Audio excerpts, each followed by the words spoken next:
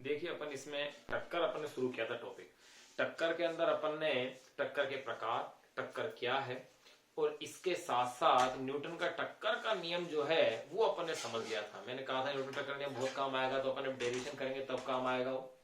इसके अलावा न्यूटन का टक्कर का नियम आंकिक प्रश्नों को हल करने में भी अपने ये काम आएगा। अब अपन कुछ फॉर्मूला इसके टक्कर के लिख लें, जो कि वो कह सकते हैं सामान्य टक्कर के लिए फॉर्मूले हैं, जिनको कि अपन प्रत्याश टक्कर और अप्रत्याश टक्कर, ये कह सकते हैं पूर्ण प्रत्याश टक्कर और पूर्ण अप्रत्याश टक्कर के लिए भी उनको लिख लेंगे।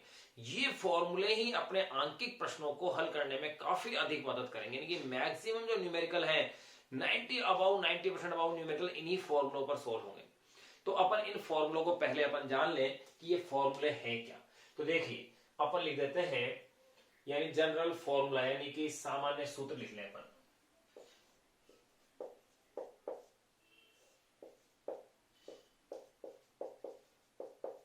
टक्कर के सामान्य सूत्र देखिए ये बड़े महत्वपूर्ण है। सबसे पहला जो फॉर्मूला अपन इसमें ले रहे हैं वो अपन ले लेते हैं नंबर 1 पे। नंबर 1 पे अपन बात करते हैं टक्कर के बाद वेग की।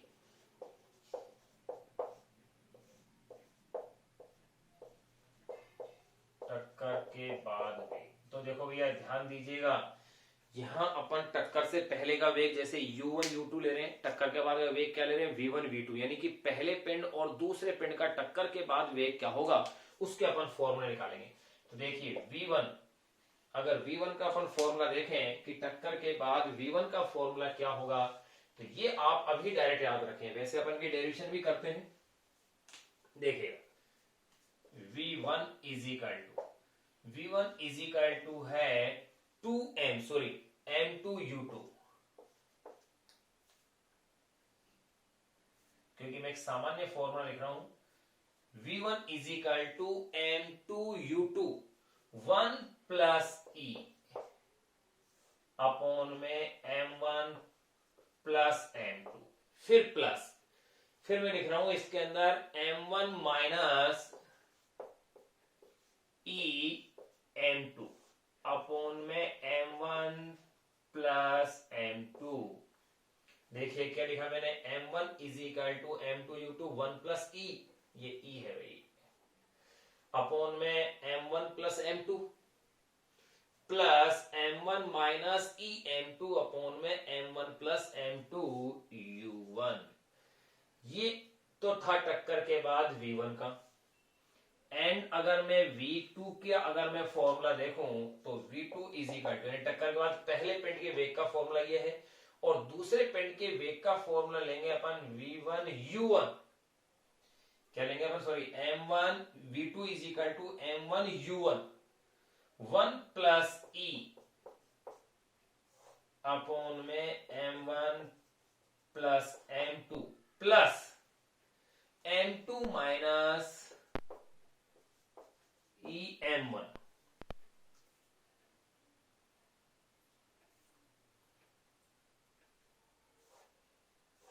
अपॉन में m1 plus m2 into u2। ये टक्कर के बाद का दूसरा फॉर्मूला। तो देखो ये दोनों जो फॉर्मूले मेरे पास आए हैं, ये एक अप्रत्याश टक्कर के लिए, ये कह सकते हैं सामान्य टक्कर के लिए है, यानी जिसके लिए E इज लेस देन 1 है, ग्रेटर देन क्या है 0 है। इस टक्कर के लिए, यानी जहां E का मान 0 से तो क्या है ज्यादा है और वहां 1 से इसका मान कम है, उसके लिए ये फॉर्मूले हैं, ये आपको याद रखने हैं। डायरेक्ट फॉर्मूले याद रखने हैं, डेरिवेशन अपन कर सकते हैं, डेरिवेशन लंबी होगी। अपनी जो बुक में दे रखी है वो है पूर्ण प्रत्याश टक्कर के लिए डेरिवेशन, अपन उसे करेंगे।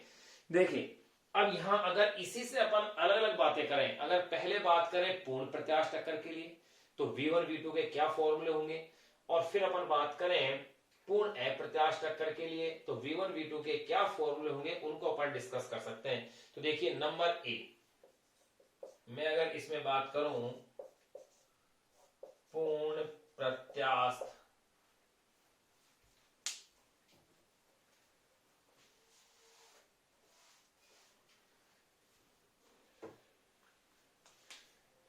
नंबर ए, पूर्ण प्रत्यास्थ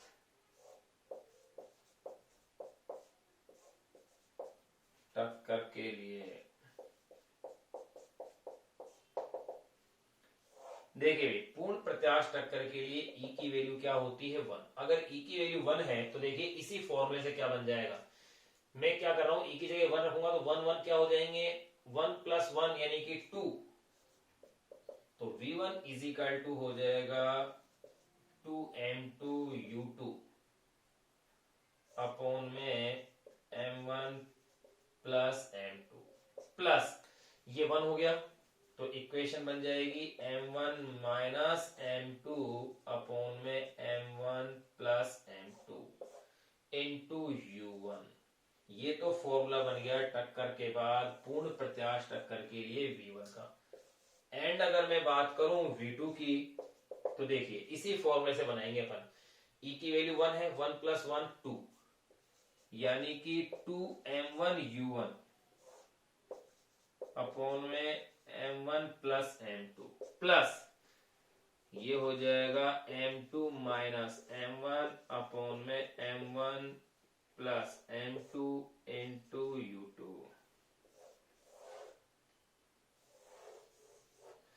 तो ये अपने पास टक्कर के बाद के अपने पास फॉर्मूले आ गए हैं। V1 इज इक्वल टू हो गया है m2u2 अपॉन में m1 प्लस m2 प्लस m1 माइनस m2 अपॉन में m1 प्लस m2 u1।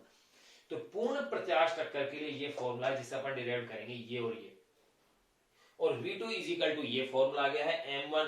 क्या देख रहे हैं आप इसके अंदर, देखो पूर्ण प्रत्यास्थ टक्कर के लिए सॉरी 2m1u1 अपॉन में m1 plus m2 plus u2 m2 minus m1 upon में m1 प्लस m2। अगर पूर्ण अप्रत्यास्थ टक्कर की बात कर दें इसी के अंदर तो अब e की वैल्यू क्या कर देंगे 0, तो ये m2u2 रह जाएगा। चलो इसी को अपन निकालें। अब ये आप इसे एक बार नोट कर लीजिए, स्क्रीनशॉट भी आप इसका ले सकते हैं। मैं इसे साफ नहीं करूंगा, पहले इसे करूंगा ताकि अपन बी पोर्शन और अपन इसका निकाल सकें। अब देखिएगा ये आपने क्लियर हो गया।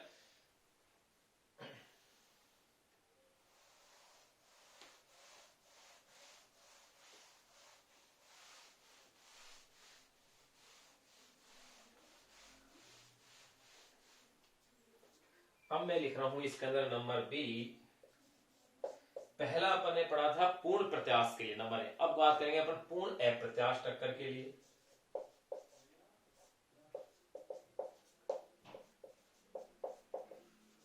पूर्ण अप्रत्यास्थ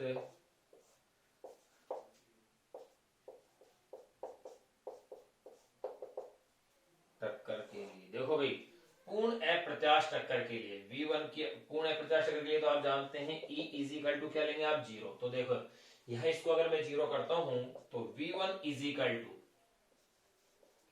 ये हो गया है m2u2 अपॉन में m1 प्लस m2। देखो एक मास्टर फॉर्मूले हैं ये V1 V2 के मास्टर फॉर्मूले हैं जिनसे अपन सभी फॉर्मूलों को निकाल लेंगे। प्लस यहां इसको 0 करते ही ये क्या रह जाएगा मेरे पास, देखिएगा यहां ये वाला स्टेप तो क्या हो गया 0 हो गया, यानी इक्वेशन में क्या बन जाएगा मेरे पास m1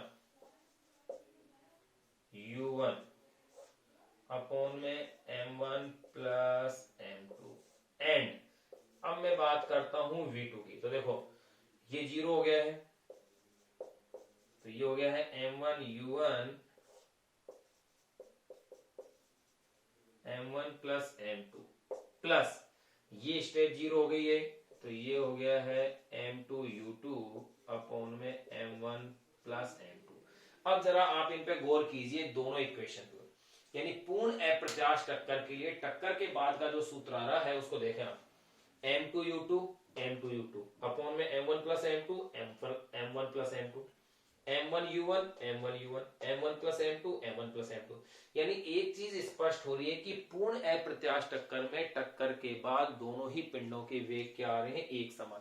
यही कॉन्सेप्ट अपन ने न्यूटन के टक्कर के नियम से भी निकाला था। उसमें भी अपन ने एक तथ्य देखा था।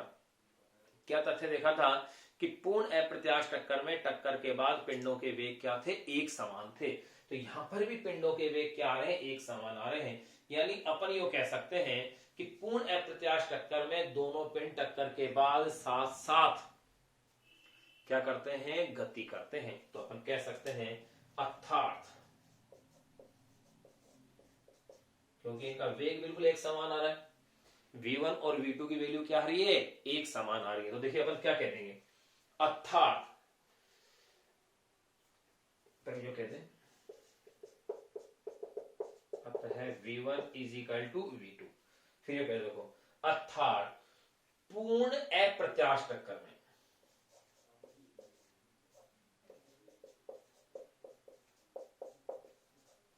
पूर्ण अप्रत्याश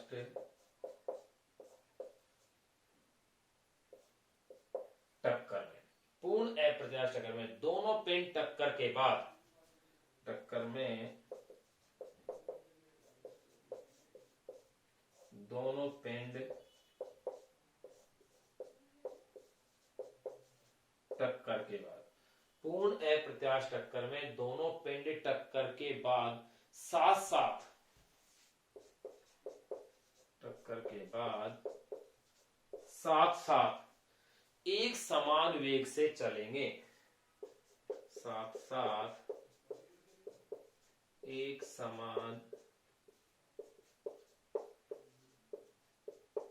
वेग से चलेंगे। यानी कि टक्कर के बाद इनके वेग क्या है, एक समान है और एक साथ चलेंगे, यानी कि दोनों पिंड आपस में क्या होंगे, चिपक जाएंगे, एक दूसरे से सट करके वो क्या करेंगे, गति करेंगे। तो देखिए जो टक्कर के सामान्य जो सूत्र है उनमें से पहला जो सूत्र अपन ने पढ़ा है वो है टक्कर के बाद का वेग क्या है। अब अपन बात करेंगे टक्कर में गतिज ऊर्जा की हानि की, कि वे टक्कर में अगर सामान्य टक्कर है तो गतिज ऊर्जा में हानि होती है, लेकिन एक सामान्य फॉर्मूला ही अपन लिख रहे हैं। फिर अपन चर्चा करेंगे कि पूर्ण प्रत्याश टक्कर के लिए गतिज ऊर्जा में हानि क्या होगी, पूर्ण अप्रत्याश के लिए क्या होगी। आपको पता है पूर्ण प्रत्याश का मतलब गतिज ऊर्जा क्या रहनी चाहिए, संरक्षित, अर्थात गतिज ऊर्जा क्या आनी चाहिए, उसके लिए शून्य। तो यहां भी ये भी कंफर्म हो जाएगा कि फॉर्मूला राइट है अथवा रॉन्ग है। तो देखिए आप इसे एक बार नोट कीजिए।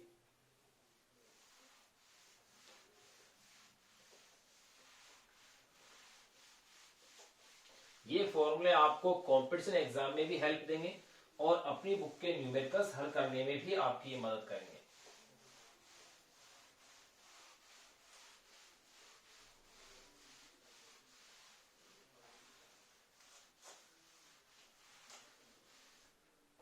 देखिए इन जो सामान्य फॉर्मूले अपन ने जो पढ़े हैं टक्कर के बाद के, उन सामान्य सूत्रों में अब अपन बात कर रहे हैं नंबर 2 पर गतिज ऊर्जा में हानि की। नंबर 2,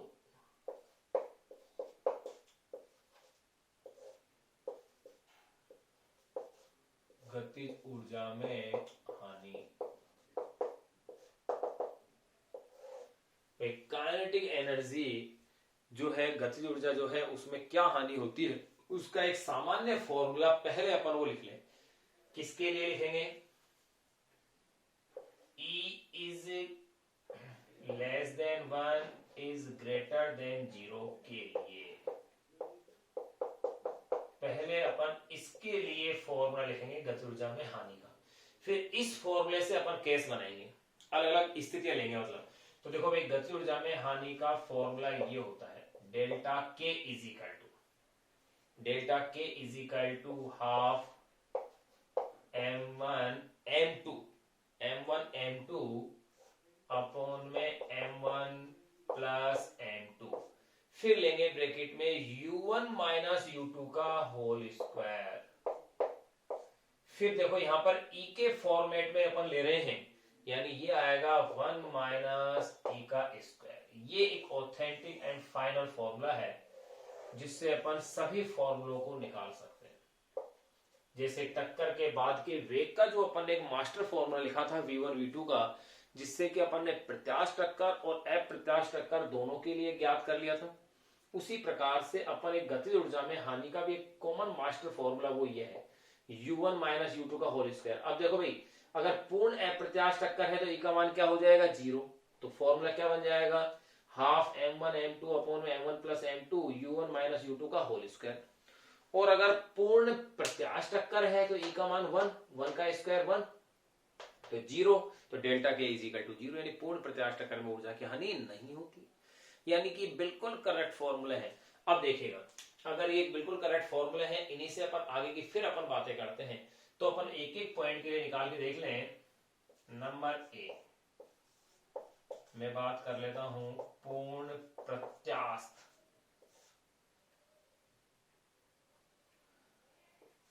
पूर्ण प्रत्यास्थ टक्कर के लिए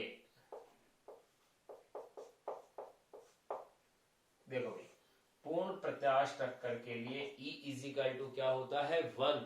E इजिकल टू 1 तो देखिए डेल्टा K इजिकल टू क्या हो जाएगा 1, तो ये भी 1, 1 माइनस 1 0, 0 को इससे पूरे से मल्टीप्लाई करेंगे तो क्या आ गया 0 आ गया। यानी कि गतिज ऊर्जा में हानि क्या होगी 0, ये कह सकते हैं नहीं होगी। यानी पूर्ण प्रत्यास्थ टक्कर में गतिज ऊर्जा में हानि क्या है नगण्य, शून्य, 0 है ही नहीं, या मिनिमम कह दो आप इसे। फिर अगर बात करें अपन पूर्ण अप्रत्यास्थ टक्कर के लिए,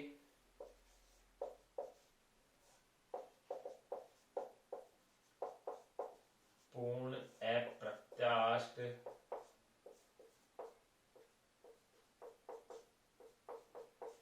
टक्कर के लिए E की वैल्यू क्या होती है वहां 0, तो देखो वहां डेल्टा K इजिकल टू, ये तो 0 हो गया, तो यहां अब जो फॉर्मूला आएगा हाफ m1 m2 अपॉन में m1 plus m2 u1 minus u2 का होल स्क्वायर। ये गतिज ऊर्जा में हानि का फॉर्मूला आएगा पूर्ण अप्रत्यास्थ टक्कर के लिए, और ये हानि होगी मैक्सिमम। ये लो, तो अपन ने दो फॉर्मूले डिस्कस कर लिए हैं, टक्कर के बाद के वेग का और टक्कर में ऊर्जा हानि का। नंबर थर्ड एक और ले लेते हैं अपन यहां, तीसरा अपन ले लेते हैं गतिज ऊर्जा में कमी का अंश। भाई गतिज ऊर्जा में कितनी कमी हुई है उसका कितना अंश है, तो देखो मैं यूं कह सकता हूं गतिज ऊर्जा में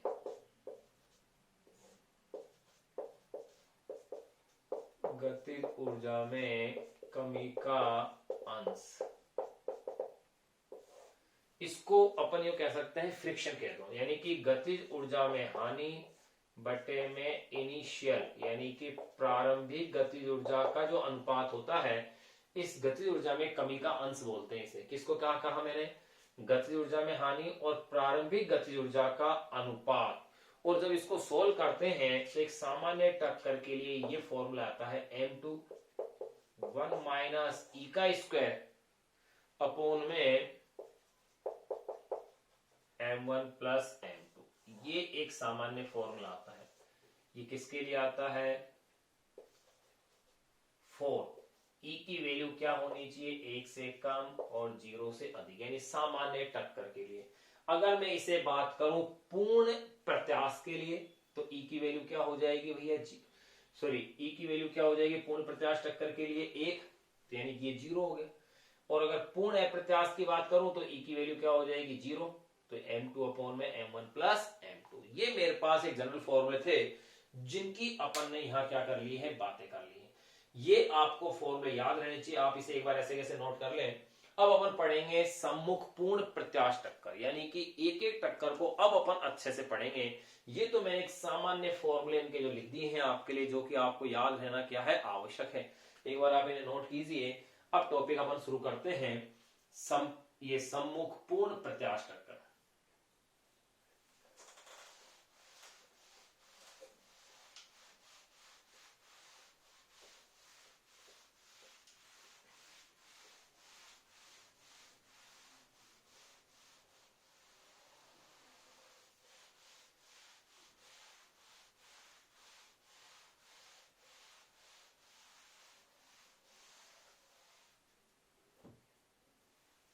अब अपन टॉपिक शुरू कर रहे हैं सम्मुख पूर्ण प्रत्यास्थ टक्कर।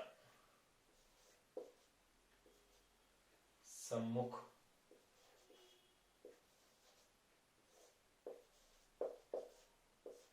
पूर्ण प्रत्यास्थ टक्कर। देखो सम्मुख पूर्ण प्रत्यास्थ टक्कर अपन पढ़ रहे हैं, अब इसके अलग अलग पॉइंट के रूप में पढ़ेंगे अपन। नंबर 1, सबसे पहले अपन पढ़ेंगे टक्कर के बाद वेग।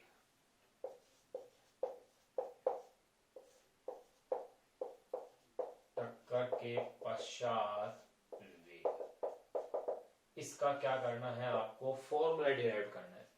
तो देखिएगा मैंने क्या मान लिया कि माना कि m1 और m2 द्रव्यमान के दो पिंड है, जो u1 और u2 वेग से क्या है एक सरल रेखा के अनुदिश क्या है गतिमान है। u1 इज ग्रेटर देन क्या है u2 है। इनमें सम्मुख प्रत्याश टक्कर होती है, यानी सीधी प्रत्याश टक्कर होती है। टक्कर के पश्चात इनके वेग क्रमशः है v1 व v2 हो जाते हैं। तो देखिएगा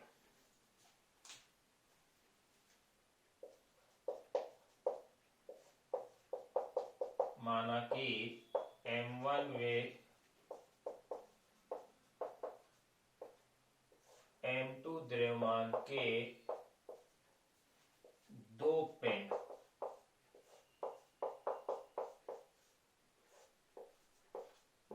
पिंड किसी सरल, माना कि m1 m2 द्रव्यमान के दो पिंड किसी सरल रेखा के अनुदेश क्रमशः है u1 व u2 वेग से गतिमान है।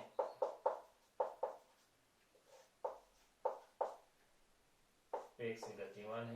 u1 इज ग्रेटर देन क्या है u2 है। भाई u1 का मान u2 से अधिक होगा तभी तो u1 उसके क्या करेगा टक्कर मारेगा। तो क्या लिखा मैंने, माना कि m1 और m2 द्रव्यमान के दो पिंड किसी सरल रेखा के अनुदिश क्रमशः u1 व u2 वेग से गतिमान है।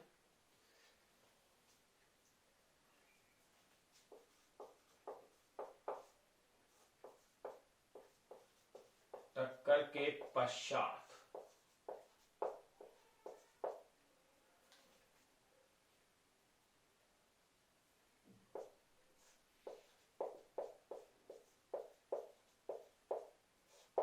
इनके वेग क्रमशः है v1 व v2 हो जाते हैं। तो टक्कर के पश्चात इनके वेग क्रमशः v1 व v2 हो जाते हैं। तो अपन ले लेंगे रेखीय संवेग संरक्षण के सिद्धांत से। तो रेखीय संवेग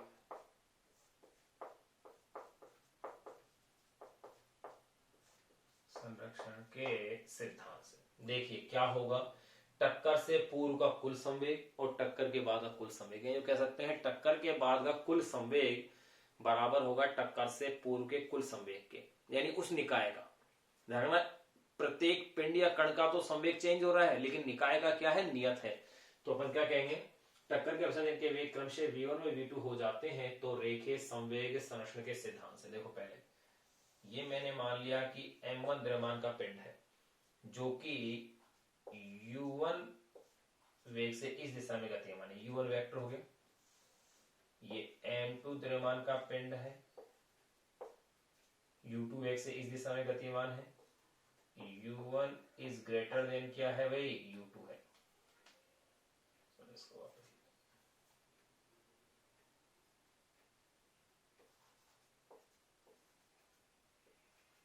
u1 इज ग्रेटर देन क्या है u2 है। ये तो स्थिति है टक्कर से पूर्व।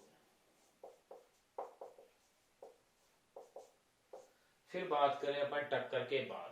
टक्कर के बाद इस m1 द्रव्यमान वाले पिंड का वेग हो जाता है v1 वेक्टर और m2 द्रव्यमान वाले पिंड का वेग हो जाता है v2 वेक्टर। और ध्यान रहे यहाँ पर v2 इज ग्रेटर देन क्या है v1, जबकि यहाँ u1 is greater than u2 था। तो ये आगे ही स्थिति टक्कर के पश्चात, ये उसी टक्कर से पूर्व। तो देखिए मैंने क्या लिखा, रेखीय संवेग संरक्षण के सिद्धांत से क्या लिखा जाएगा, टक्कर के पश्चात का कुल संवेग इज इक्वल टू टक्कर से पूर्व का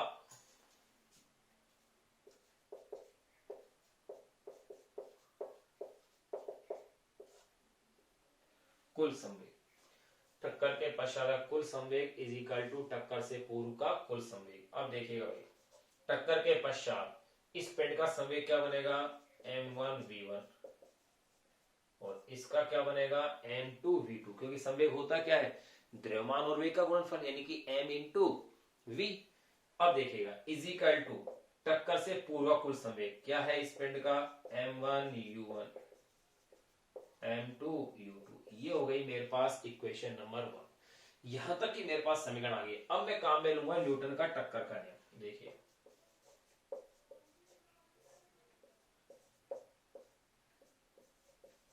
न्यूटन के टक्कर के नियम से ध्यान रहे डेरिवेशन को कैसे याद रखेंगे, बड़ी डेरिवेशन है तो आप क्या करेंगे, संवेग संरक्षण का सिद्धांत लगाएंगे, न्यूटन का टक्कर का नियम लगाएंगे। न्यूटन के टक्कर के नियम के लिए जब आपको v1 ज्ञात करना हो तो टक्कर के नियम को आप m2 से गुणा करके समीकरण 1 में जोड़ देंगे, और जब आपको v1 ज्ञात करना हो तब तो आप क्या करेंगे, m2 से गुणा करके समीकरण नंबर 1 में उसे जोड़ देंगे, और जब आपको v2 ज्ञात करना हो तो इसे m1 से गुणा करके समीकरण 1 में से घटा देंगे। इतनी सी स्टेप आपको ध्यान रखनी है। क्या बताया मैंने, संवेग संरक्षण का नियम लगाना है, न्यूटन का टक्कर का नियम लगाना है। न्यूटन के जब आपको v1 ज्ञात करना हो तो न्यूटन के टक्कर के नियम को आप m2 से गुणा कर दीजिए। ये तो मैंने बताया कि इसको m2 से गुणा करके समीकरण 1 में जोड़ दीजिए, और जब आपको v2 ज्ञात करना हो तो m1 से गुणा करके समीकरण 1 में से घटा दीजिए। बस ये स्टेप ध्यान रखनी है। आपके टक्कर के बाद के वेग के जो है फॉर्मूले वो अपन को ज्ञात हो जाएंगे। तो देखिए न्यूटन के टक्कर के नियम से अपन ने फॉर्मूला अपन अच्छे से जानते हैं कि ये इक्वेशन थी v1 minus v2 is equal to, देखो भैया मैं क्या पढ़ रहा हूं, सम्मुख पूर्ण प्रत्याश टक्कर, सम्मुख मतलब सरल रेखा वाली, और सम्मुख पूर्ण प्रत्याश टक्कर के लिए ई का मान क्या रखूंगा मैं इसमें 1, यानी मैं इसे ई के रूप में भी निकाल सकता था इस फॉर्मूले को। जो अपन ने एक जनरल फॉर्मूला जो लिखा था शुरू में, एक सामान्य सूत्र लिखे थे, वहां सामान्य सूत्र वाला फॉर्मूला आ जाता है, लेकिन अपनी बुक में जिसको निकाल रखा है अपन उसी की बात करेंगे। वहां निकाल रखा है पूर्ण प्रत्याश टक्कर के लिए, तो अपन पूर्ण प्रत्याश टक्कर की बात कर रहे हैं। तो देखो न्यूटन के टक्कर के नियम से पूर्ण प्रत्यास्थ टक्कर के लिए, तो देखो भाई इसीलिए अपन ने इस नियम को पहले ही पढ़ लिया। तो देखो v1 minus v2 is equal to क्या होगा, u2 minus u1, equation number ये आ जाएगी मेरे पास 2। तो ये समीकरण आपको ध्यान रखनी है, v1 minus v2 is equal to u2 minus u1, या v2 minus v1 is equal to u1 minus u2, दोनों का मतलब एक ही। अब आपको वही स्टेप्स फॉलो करनी है जो मैंने आपको अभी बताई। क्या करनी है, समीकरण नंबर जो 2 आ गई है इसे किससे गुणा करेंगे अपन, m2 से, फिर जो गुणा करने पर आएगा उसे समीकरण 1 के अंदर क्या करेंगे अपन, जोड़ देंगे, और इससे क्या ज्ञात हो जाएगा आपको, v1। तो देखो अपन टक्कर के बाद वेग की क्या कर रहे हैं, इसमें गणना कर रहे हैं। आप इसे इतना नोट कीजिए। अब समीकरण 1 और समीकरण 2 को अपन छोड़ देते हैं क्योंकि इन्हीं की अपन को आवश्यकता पड़ेगी।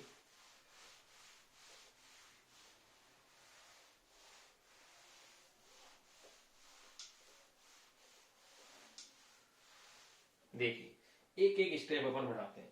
तो सबसे पहले मैं क्या लिख सकता हूं, समीकरण 2 को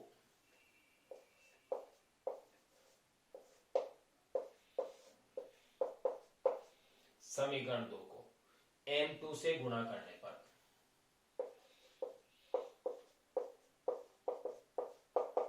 m2 से गुणा करने पर, अगर समीकरण 2 को m2 से अगर मैं गुणा करता हूं तो ये हो जाएगा m2v1 minus m2v2 is equal to m2u2 minus m2u1, और ये बन गई है समीकरण नंबर 3। इस समीकरण 3 को समीकरण 1 में आप जोड़ दीजिए। समीकरण 1 वे समीकरण 3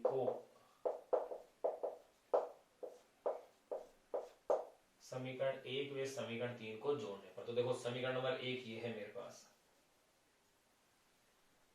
क्या है, m1 M1 V1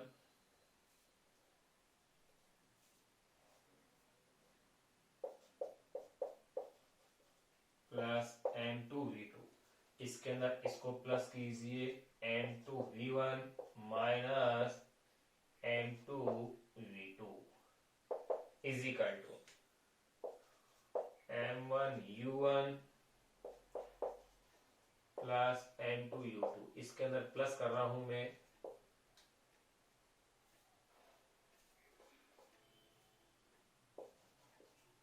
M2U2 minus M2U1, ये लो। अब जो कैंसिल हो रहा है पहले आप उसे कैंसिल कीजिए। देखिए सबसे पहले तो अपन को तो M1V1 आ रहा है और V1 एक ये आ गया, तो इसमें से तो V1 कॉमन आ जाएगा। यहां गौर कीजिए M2V2 ये तो इससे क्या हो गया, कैंसिल हो गया। यहाँ V1 कॉमन आ गया है और इक्वेशन बन गई है M1 प्लस M2। जरा अब इधर गौर कीजिए, M1U1 M2U2 ये तो डबल हो गया भाई, ये और ये, तो इसे क्या लिख देंगे अपन 2M2U2। अब जरा इसमें से देखें आप क्या कॉमन आ रहा है, U1 आ रहा है। U1 को अगर मैं कॉमन लेता हूं तो ये रह जाएगा M1 minus M2 into U1, यानी टक्कर के बाद पहले पिंड के वेग का फॉर्मूला आ गया है V1 is equal to M2U2 upon में M1 प्लस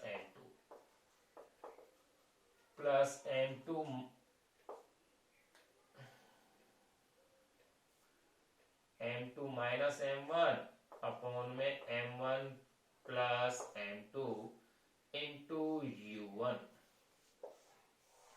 याद कीजिए यही इक्वेशन अपने पास पूर्ण प्रत्याश टक्कर के लिए आई थी, जब सामान्य जो फॉर्मूला था उससे, यानी वही फॉर्मूले जो अपन ने पढ़े हैं पूर्ण प्रत्याश और पूर्ण अप्रत्याश के लिए, उन्हीं फॉर्मूलों को अब अपन को इसमें क्या करना है, डिराइव्ड करना है। तो देखिए ये इक्वेशन नंबर मेरे पास आ गई है 1 2 3 एंड ये हो गई है इक्वेशन नंबर 4। तो टक्कर के बाद वेग का जो फॉर्मूला आया है मेरे पास वो आया है V1 is equal to 2M2U2 upon में M1 प्लस M2 प्लस M1 माइनस M2 अपॉन में M1 plus M2 into U1। अब क्या करेंगे, जो समीकरण नंबर 3 थी, अब की बार अब इसे आप समीकरण 1 में से क्या करेंगे, घटा देंगे। पिछली बार तो आपने क्या किया, इसे समीकरण नंबर 1 में जोड़ा था, अब इसे अपन क्या करेंगे, घटा देंगे। तो अब देखिएगा आगे, ये तो टक्कर के बाद का वेग V1 आ गया। अब आप क्या करेंगे, समीकरण नंबर 3 या समीकरण नंबर 3 से पहले आप देखें समीकरण 2 है, इस समीकरण 2 को किससे गुणा करेंगे, पिछली बार किससे गुणा किया था आपने, M2 से। अब की बार किससे गुणा करेंगे आप इसे, M1 से। तो देखो समीकरण 2 को M1 से गुणा करने पर, अगर M1 से अपन समीकरण 2 को गुणा करते हैं तो देखिए समीकरण क्या बनेगी, M1V1 minus M2V2 is equal to M1V1 minus M2V2 is equal to M1U2 minus M1U1, और ये हो जाएगी इक्वेशन नंबर 5। अब इक्वेशन नंबर 5 को आप घटा दीजिए समीकरण नंबर 1 से। तो देखो समीकरण 5 को समीकरण 1 में से घटाने पर, अगर समीकरण 1 में से अपन इसे घटाते हैं तो देखिएगा समीकरण क्या और कैसी बनेगी।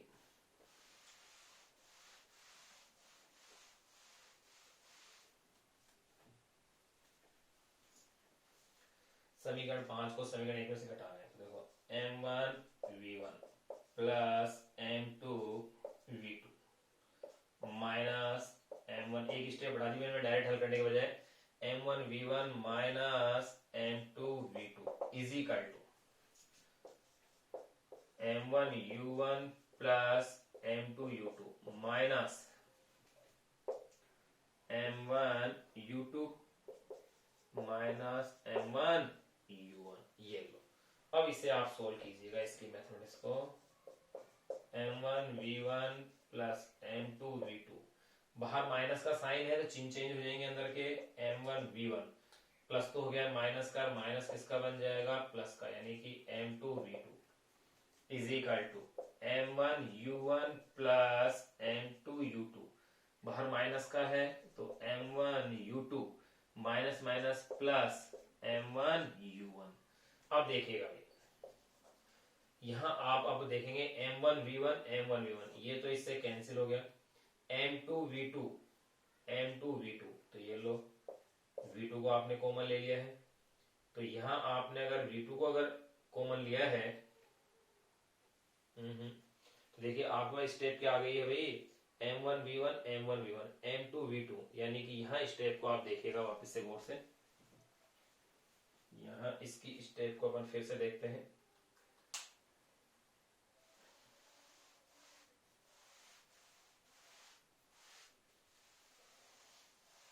देखें यहां अगर अपन फिर से देखें समीकरण 5 को समीकरण 1 में से घटाने पर, समीकरण 5 ये है m1v1 माइनस m2v2, यहाँ देखो ये मिस्टेक है, अपन ने किससे मल्टीप्लाई किया है, पूरी इक्वेशन को m1 से मल्टीप्लाई किया है, तो यहाँ m1 ही तो आएगा। तो देखो समीकरण 2 को m1 से गुणा करने पर, तो m1v1 minus m1v2 is equal to m1u2 minus m1u1।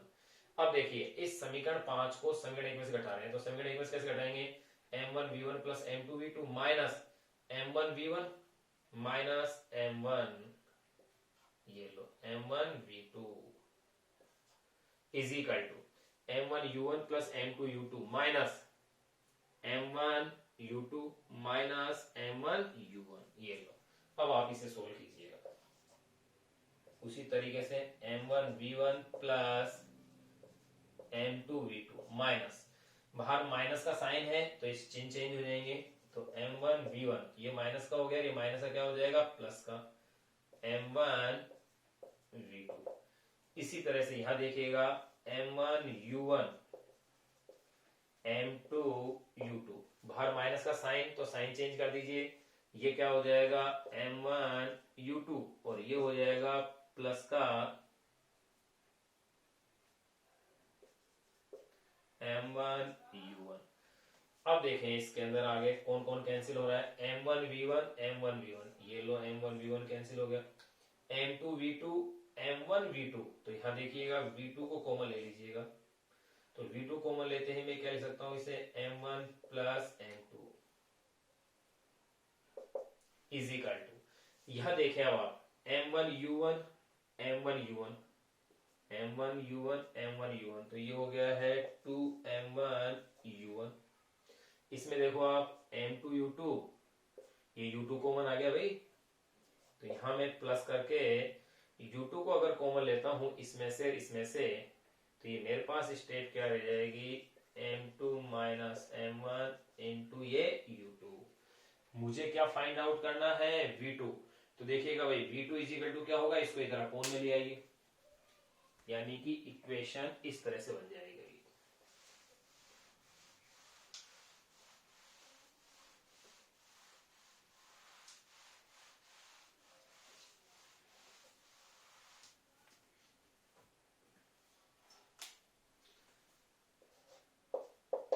v2 is equal to क्या इक्वेशन हो गई मेरे पास 2m1u1 अपॉन में m1 plus m2, 2m1u1 v2 is equal to 2m1u1 upon में m1 plus m2 minus m1u2 upon में भी m1 upon में m2 plus m2 minus m1 m1 plus m2 into u2। ये आ गई है इक्वेशन नंबर कितनी आ चुकी थी अपने पास, देखो इक्वेशन नंबर 5 आ गई थी, 5 के बाद ये इक्वेशन नंबर आ गई मेरे पास 6,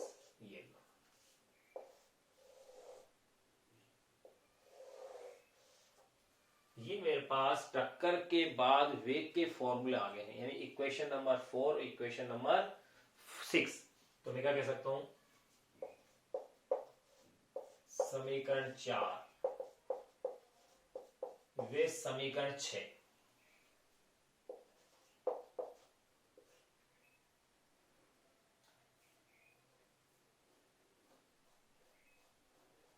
समीकरण 4 में समीकरण 6 सीधी या सम्मुख भी कह सकते हैं, सीधी पूर्ण प्रत्यास्थ, सीधी पूर्ण प्रत्यास्थ टक्कर के लिए, टक्कर के लिए टक्कर के बाद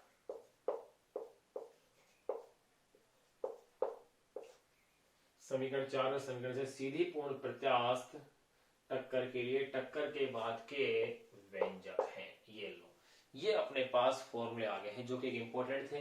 अपन वैसे इनको डिस्कस कर चुके थे पहले, इस जो जनरल फॉर्मूले पढ़े थे वहां अपन ने इनको डिस्कस कर लिया था। यहां अपन ने इनको डिराइव भी कर लिया है। यहां टक्कर के बाद वेग का जो व्यंजक था वो अपन ने प्राप्त कर लिया है। अब अपन बात करेंगे इनकी विशेष स्थिति यानी स्पेशल केसेस। पहला स्पेशल केस ये आता है कि अगर दोनों ही पिंडों के द्रव्यमान क्या हो, समान हो। अगर दोनों पिंडों के द्रव्यमान समान है तो टक्कर के बाद इनके वेगों का क्या होगा। पहला। दूसरा केस ये हो सकता है कि जिस लक्ष्य से पिंड जाके टकरा रहा है उस लक्ष्य का द्रव्यमान बहुत ज्यादा हो और प्रक्षेप का द्रव्यमान कम हो। तीसरा ये हो सकता है कि प्रक्षेप का द्रव्यमान बहुत ज्यादा हो और लक्ष्य का द्रव्यमान क्या हो, कम हो। इन पॉइंट को और अपन अब डिस्कस करेंगे इसके अंदर।